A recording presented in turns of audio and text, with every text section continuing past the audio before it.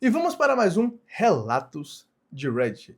Temos aqui, ó, minha cunhada alugava minha casa escondido enquanto eu viajava, e eu só descobri porque um casal chegou com malas na porta. Eu tenho 35 anos e sempre fui uma pessoa extremamente cuidadosa com tudo que conquistei. Não porque eu fosse desconfiado, mas porque cada bem que eu comprei veio de muitos anos de trabalho. Minha esposa e eu demoramos quase 8 anos para conseguir comprar nossa casa. Abrimos mão de viagens, trocamos de carro muito mais tarde do que gostaríamos e passamos boa parte da juventude economizando cada centavo para realizar aquele sonho. Quando finalmente recebemos as chaves, prometemos um ao outro que cuidaríamos daquele lugar como se fosse um membro da família.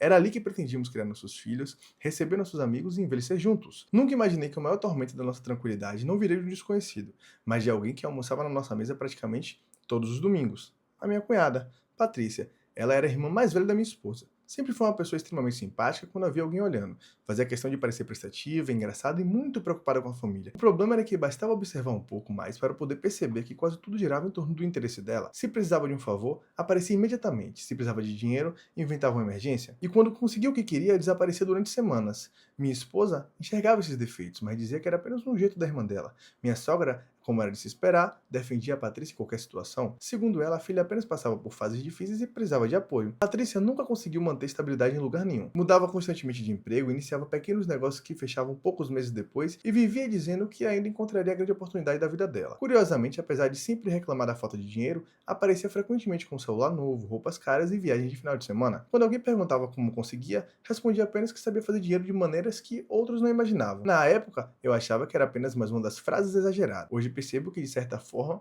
ela estava falando a verdade. Depois de muitos anos de esforço, consegui um cargo melhor na empresa onde trabalhava, passei a viajar com relativa frequência para poder acompanhar obras em outros estados. Normalmente ficava fora durante 4 ou 5 dias e depois voltava para casa. Minha esposa nem sempre conseguia me acompanhar porque trabalhava presencialmente. Então, em algumas viagens, ela permanecia na cidade enquanto eu ia sozinho. Em outras ocasiões, quando coincidia com nossos feriados e férias, aproveitávamos para viajar juntos. Como nossa casa tinha sistema de alarme, câmeras e um vizinho de desconfiança que recolhia nossas correspondências, nunca nos preocupávamos muito com segurança. Foi justamente por causa dessas viagens que a Patrícia começou a se aproximar ainda mais. Perguntava quando voltaríamos, se precisava de alguém que olhasse a casa, ou regasse as plantas. Algumas vezes até se ofereceu para poder passar lá durante nossa ausência para verificar se estava tudo em ordem. Confesso que achei gentil, como era irmã da minha esposa, nunca vimos problema nenhum em deixar a chave reserva com ela para casos de emergência. Afinal, era família. E família, pelo menos na minha cabeça, naquela época, era justamente quem deveria proteger a nossa casa quando a gente não estivesse perto. Durante quase um ano, tudo pareceu absolutamente normal. Voltávamos das viagens e encontrávamos a casa limpa, organizada exatamente como havia sido deixada. Às vezes até comentávamos que parecia haver menos poeira do que o esperado depois de tantos dias fechada. Minha esposa brincava dizendo que talvez a irmã realmente passasse por lá para abrir as janelas de vez em quando. Nós até agradecíamos quando ela dizia que tinha dado uma olhada para ver se estava realmente tudo certo. Nunca passou pela nossa cabeça que alguém pudesse transformar nossa casa em uma fonte de renda sem que a gente soubesse. Ah, então basicamente elas, sei lá, alugava a casa enquanto eles viajavam, botava, sei lá, sei lá, talvez o que, um Airbnb da vida, para poder alugar por alguns dias, e aí antes, né, pegava o dinheiro, chamava alguma pessoa para limpar, ou ela mesma limpava e ganhava o dinheiro. Pelo menos foi o que eu entendi até aqui, né? A primeira coisa estranha aconteceu depois de uma viagem de apenas 3 dias para Curitiba. Assim que entramos em casa, minha esposa comentou que o perfume do ambiente estava diferente. Não era um cheiro ruim, apenas não era o aroma do aromatizador que sempre usávamos. Achei que pudesse ser impressão. Enquanto desfazia as malas, percebi que 2 almofadas estavam trocadas de lugar. Mais tarde, encontrei um copo e um armário diferente daquele onde normalmente a gente guardava a louça. Eram detalhes tão pequenos que qualquer pessoa diria que eu estava exagerando. Atribuí tudo aquilo ao cansaço da viagem e seguimos a vida normalmente. Só que esses pequenos detalhes começaram a se repetir. Em outra viagem, encontrei uma toalha de banho diferente da forma como a gente costumava dobrar. Depois percebi que um controle remoto estava sem pilhas, mesmo tendo sido trocada antes da viagem. Em outra ocasião, uma garrafa de vinho que tínhamos guardado para uma data especial simplesmente não estava mais na adega. Minha esposa chegou a pensar que talvez nós tivéssemos consumido meses antes. A verdade é que sempre existia uma explicação aparentemente possível para cada situação isolada. Até o dia que voltamos de uma viagem, um dia antes do previsto, e foi justamente nesse momento que toda mentira começou a desmoronar. Voltamos para casa em uma quinta-feira à noite, quase 24 horas antes do previsto. A obra que eu acompanhava foi concluída mais cedo, consegui antecipar meu voo e resolvemos não avisar ninguém. No caminho, minha esposa até comentou que seria bom chegar de surpresa para descansar o dia inteiro antes de voltar ao trabalho. Nós dois estávamos cansados e só queríamos tomar um banho e dormir. Quando nos entramos na rua, percebi um carro desconhecido parado exatamente em frente ao portão. Não dei importância. Imaginei que fosse visita de algum vizinho. O problema começou quando eu parei o carro para abrir o portão eletrônico. Antes mesmo que eu pudesse apertar um controle, um casal saiu da varanda da minha casa carregando 2 malas grandes. Por alguns segundos eu achei que tivesse entrado na rua errada. Olhei o número da minha residência, olhei novamente para a fachada. Era, sem qualquer dúvida, a minha casa. O casal também ficou confuso sem entender. A mulher sorriu educadamente e perguntou se podíamos esperar alguns minutos porque elas estavam terminando de organizar as malas antes de fazer o check-out. Fiquei sem entender absolutamente nada. Perguntei o que ela queria dizer com check-out. Ela respondeu naturalmente. Nós alugamos essa casa por 4 dias. Olha aí, ó. Foi exatamente isso. Ela botou a casa para alugar por alguns dias, toda vez que eles viajavam, para poder ganhar uma renda na casa dos outros. Uma renda na casa dos outros. Isso, assim, ó, beleza, beleza. Não vou lhe mentir. Eu tendo meu apartamento, eu ia cortar isso na hora, não ia querer que, se fosse pedido, né? Falar, pô, eu sei que vocês vão viajar e tudo mais, você pode deixar o apartamento para poder alugar para ganhar uma renda por fora e tal, eu tô sem trabalhar agora. É óbvio que eu iria negar. Mas assim, você chegar na sua casa de surpresa e ter um casal lá. Acho que eu comentei aqui em algum outro vídeo passado dizendo que eu não gosto de. Eu já não gosto de, tipo assim, pessoas que eu conheço todo dia na minha casa.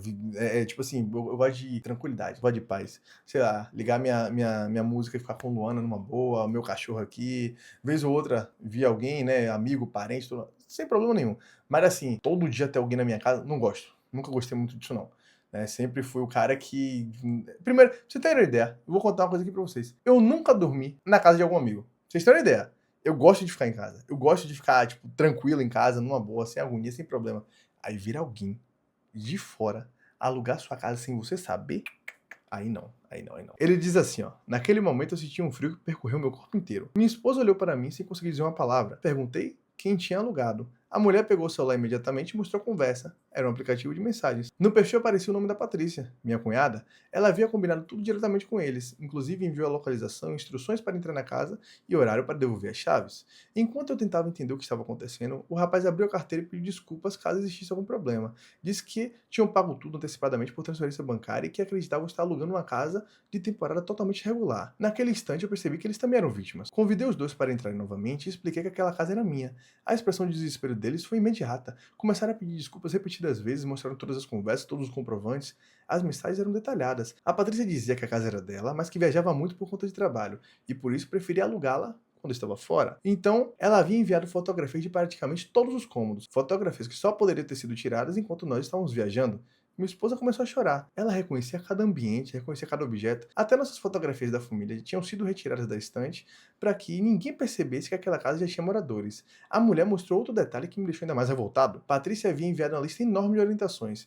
Pedia que os hóspedes não mexessem nos armários específicos do escritório. Dizia que aquele armário continha documentos particulares. Na verdade, ali estavam nossas certidões, contratos, documentos do carro e praticamente toda a nossa vida. Naquele instante, percebi que dezenas de desconhecidos provavelmente já tinham circulado pela minha casa enquanto eu acreditava que ela estava vazia. Assim que o casal foi embora, começamos a verificar cada cômodo. Ele ainda foi gente boa, né, de chamar o casal, explicar, falar, ó, isso aqui que tá acontecendo aqui foi por conta disso, a casa é minha, eu não tô alugando nada, provavelmente foi outra pessoa, enfim, né? O casal também, que foi a vítima, não alugou, pensando que podia ter sido alugada. Velho, que situação desagradável, cara. E assim, uma pessoa que faz um negócio desses, que aluga uma casa que é dos outros, assim, quando você for falar alguma coisa, provavelmente vai se achar certa ainda. Vai falar, não, mas eu imaginei que vocês não iam se preocupar, porque vocês estão sempre viajando e tudo mais. Imagine, velho, imagine. O vinho que eles guardaram.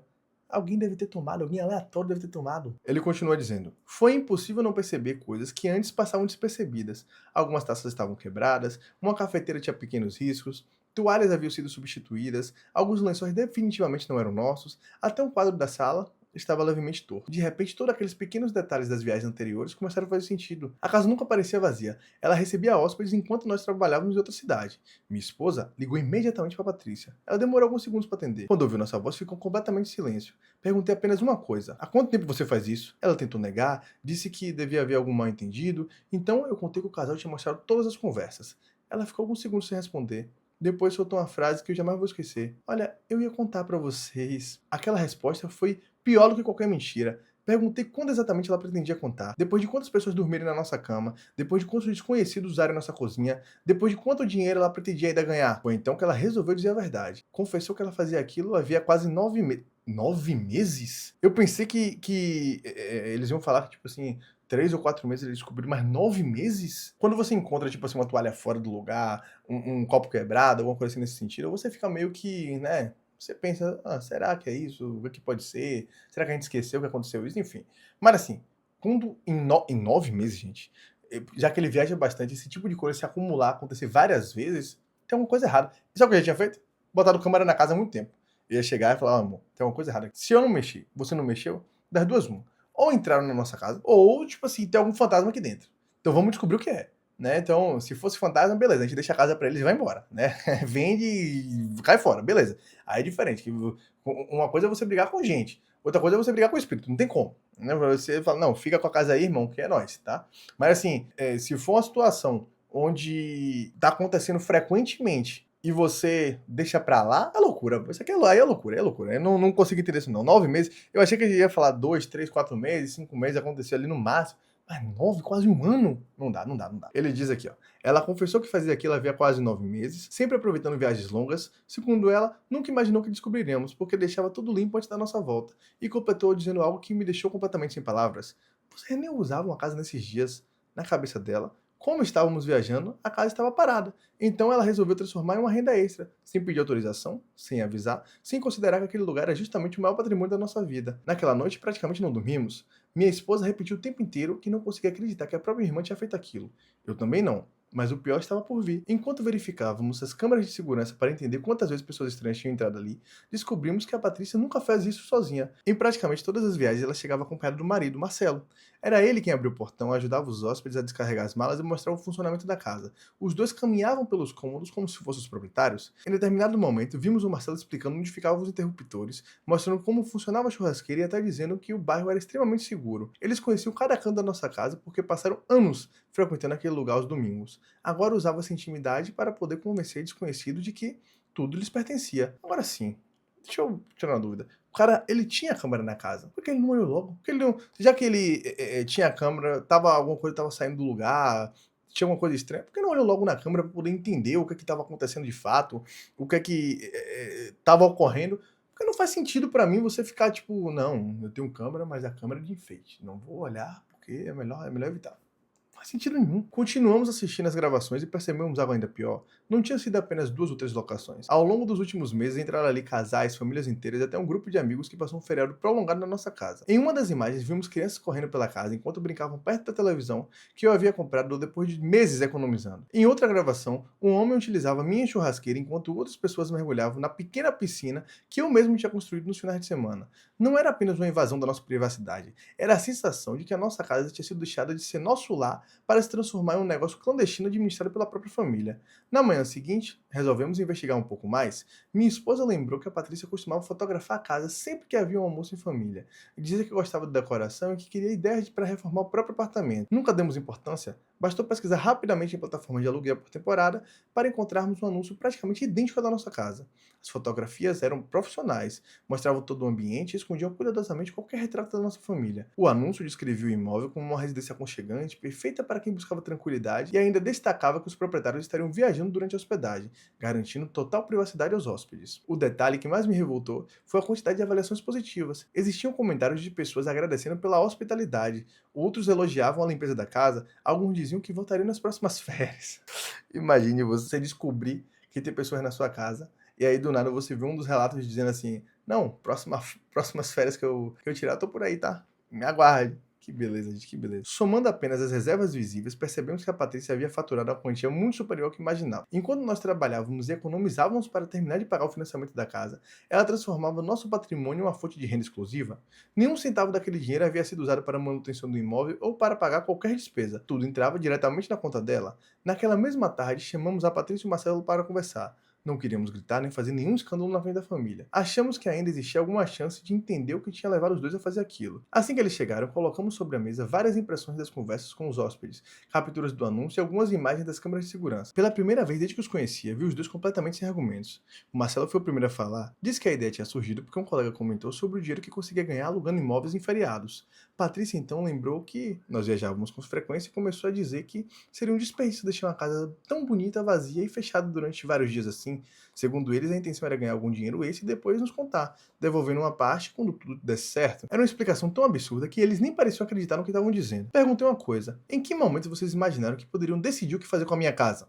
Nenhum dos dois respondeu. Minha esposa, que até então permanecia em silêncio, fez outra pergunta. Se algum hóspede tivesse provocado um incêndio, se alguém tivesse roubado nossos documentos, se um desconhecido tivesse copiado nossas chaves, Quem responderia por isso? Foi então que a Patrícia resolveu apelar para o emocional. Começou a chorar, dizendo que estava cheia de dívidas, que precisava ajudar nas contas de casa e que nunca quis nos prejudicar. Minha sogra, quando soube da situação, imediatamente tomou partido da filha. Disse que ela tinha errado, mas que era exagero transformar aquilo num problema tão grande. Segundo ela, ninguém tinha se machucado e a casa continuava inteira. Chegou a dizer que deveríamos entender o porquê, já que família ajuda família. Foi a primeira vez que eu perdi completamente a paciência. Respondi que família ajuda quando pede, não quando pega escondido, muito menos quando lucra em cima do patrimônio dos outros. Como a Patrícia se recusou a devolver todo o dinheiro que havia recebido nos aluguéis, procurei o advogado. O processo foi inevitável. Além do uso indevido do imóvel, existiam provas claras de obtenção de vantagem financeira utilizando um bem que não pertencia a eles. As conversas, os anúncios, as transferências bancárias e as gravações das câmeras praticamente contavam a história inteira. Meses depois saiu a decisão. A Patrícia foi obrigada a devolver integralmente todo o valor obtido com as locações, além de indenizar parte dos prejuízos causados.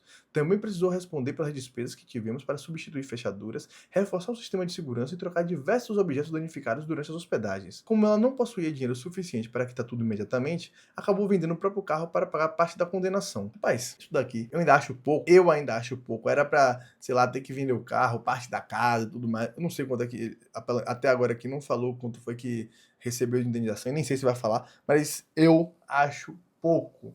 Vai usar a casa dos outros para poder ganhar dinheiro, gente? A pessoa se esforça, trabalha, a casa tá financiada, então paga financiamento. E isso tudo cansa muito, né? Porque assim, para muita gente, oh, que massa, o cara viaja e trabalha viajando, olha que coisa linda. Mas você passa o tempo todo viajando fora de casa, 4, 5, 6 dias, uma semana, 10 dias, 2 dias, aí, às vezes vai, 2 dias vai, depois volta, depois tem que ir para outro lugar. Isso é muito cansativo, fora que o emocional é muito ruim, de você sair da sua casa, deixa sua esposa, seu esposo, deixa seu cachorro, seus filhos, e aí vai, tipo, sei lá, pra ficar num hotel, que você, pô, às vezes tem que procurar um lugar pra comer, eu trabalhar ainda, ver gente, se estressar com o trabalho, é desgastante. Aí, o lugar que você quer ter sua paz, né, que você tá pagando o seu negócio, tem alguém utilizando pra poder ganhar dinheiro em cima, aí tá tudo errado, vai tá tudo errado. Desde então, nossa relação nunca mais foi a mesma. Minha sogra passou a dizer que eu tinha acabado com a vida da filha dela por causa de dinheiro. Minha esposa respondeu algo que até hoje é repetido sempre que alguém toca no assunto. Não foi o dinheiro que acabou com a família, foi a confiança. Hoje ainda viajamos com frequência,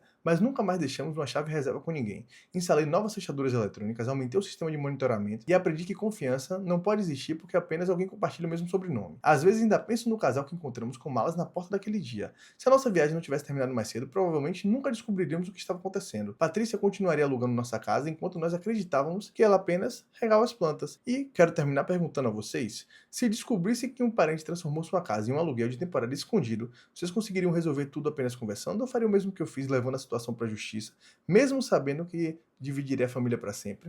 Se a pergunta for para mim, justiça, na hora. Não precisa nem discutir duas vezes. Justiça ou justiça, eu vou falar assim, ó. Vamos fazer aqui uma média geral, tá? Vamos dizer que ela conseguiu arrecadar uns 25 mil reais. 9 meses aí.